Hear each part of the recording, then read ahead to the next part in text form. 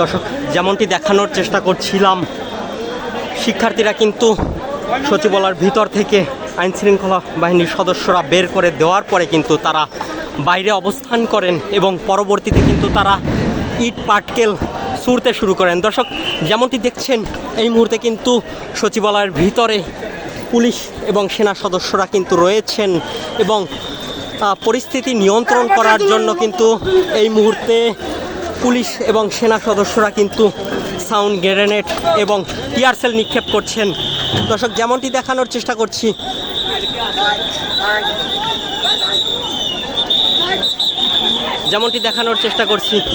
এই মুহূর্তে কিন্তু একজন সেনা সদস্য অসুস্থ হয়ে পড়েছেন, তাকে কিন্তু ভিতরে নিয়ে যাওয়া হচ্ছে।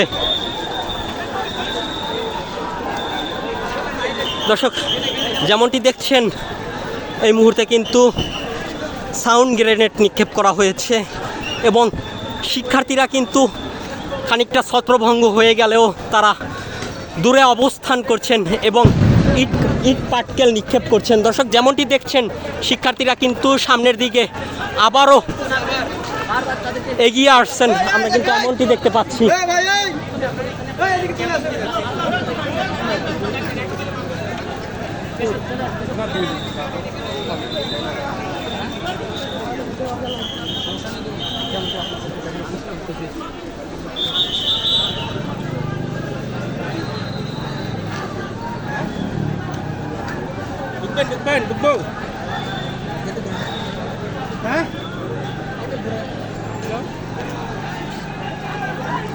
দর্শক, যেমনটি দেখছেন শিক্ষার্থীরা কিন্তু বুক চিতিয়ে দাঁড়িয়ে আছেন এবং তারা কিন্তু সামনের দিকে আসছেন, তারা কিন্তু ইট পাটকেল ছুটছেন। দর্শক, যেমনটি দেখানোর চেষ্টা করছি,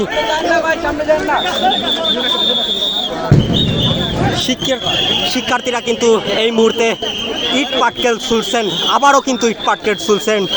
দর্শক, যেমনটি দেখছেন এই মুহূর্তে কিন্তু সচিবালয় এলাকায় উত্তাল পরিস্থিতি বিরাজ করছেন।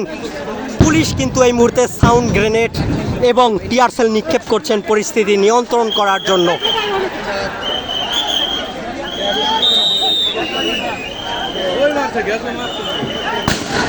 দর্শক, যেমনটি দেখছেন এই মুহূর্তে কিন্তু একের পর এক সাউন্ড গ্রেনেড এবং টিয়ার সেল নিক্ষেপ করা হচ্ছে, কিন্তু শিক্ষার্থীদের কোনোভাবেই দমানো যাচ্ছে না, তারা কিন্তু বারবার সামনের দিকে ছুটে আসছেন।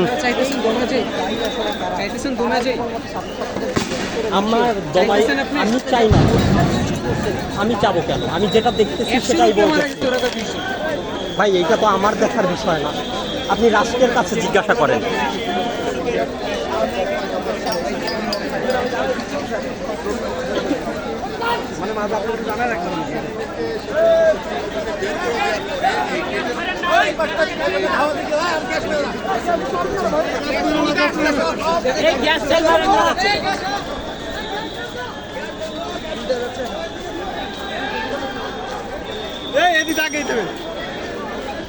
দর্শক, যেমনটি দেখানোর চেষ্টা করছি, এই মুহূর্তে কিন্তু সচিবালয় এলাকায় থমথমে পরিস্থিতি বিরাজ করছে।